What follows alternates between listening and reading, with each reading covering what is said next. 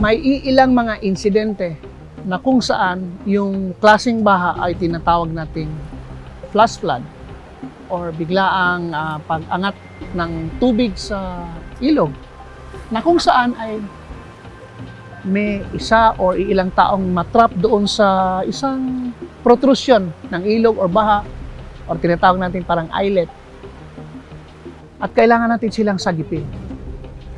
So, ang gagawin natin ay magkakaroon tayo ng tinatawag na rope-assisted water rescue operation.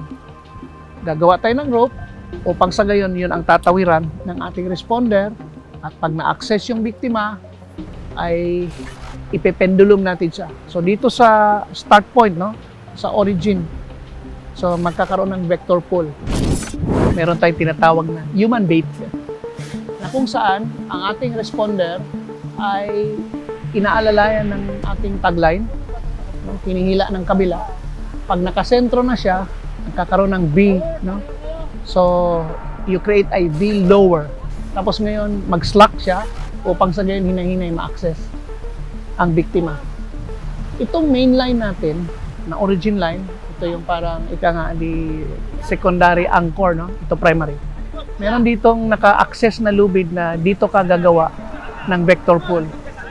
Makikita natin, no? Nung medyo na-secure na yung pasyente, binibigyan natin ng orientasyon na kailangan mag-cooperate siya. Ayan. So, hinahatak siya, vector pool, merong accessory line dito sa kabila para mag-drip sila papunta sa atin. Yan. So, ito yung vector pool.